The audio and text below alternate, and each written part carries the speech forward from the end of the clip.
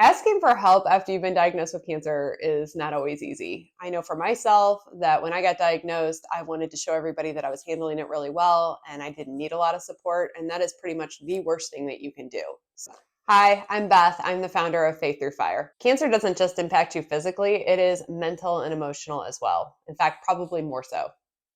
It is super important for you to address your mental and your emotional health as you go through cancer. We are always telling patients that your mental health and your emotional well being is the biggest predictor for your future happiness. Cancer is not the time where you want to just try to push through and hide your feelings. This is when you need to gather your team and get support from everybody who's offering it.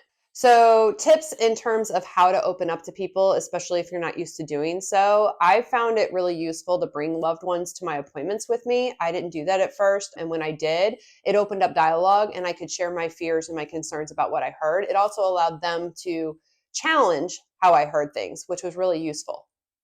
Sometimes when you're open and honest with people, it's going to become really evident very quickly who can handle that and who can't. And that's how you know who's supposed to be in your inner circle. So I know that communicating your needs emotionally makes you feel very vulnerable. I completely relate to that. I'm going to encourage you to push through and do it anyway. I used to think that being vulnerable was a sign of weakness. Now I know without a doubt that being able to be vulnerable with somebody not only fosters true connection, but it's a sign of a truly healthy emotional person and a signal of strength. So why is a support system so important? I mean, we as humans are wired for connection, and I think we forget that sometimes. And when we connect truly with another human being, that is healing.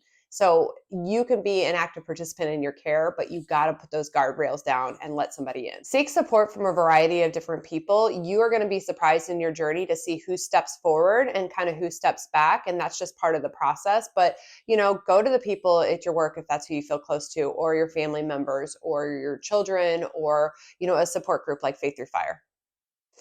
So at Faith Through Fire, that's why we equip you with a mentor, somebody who's been where you are and remembers very well how it feels to be diagnosed with cancer. There is something really powerful in having a shared experience with someone else. So I highly encourage you, if you haven't already, to seek help from a mentor at Faith Through Fire.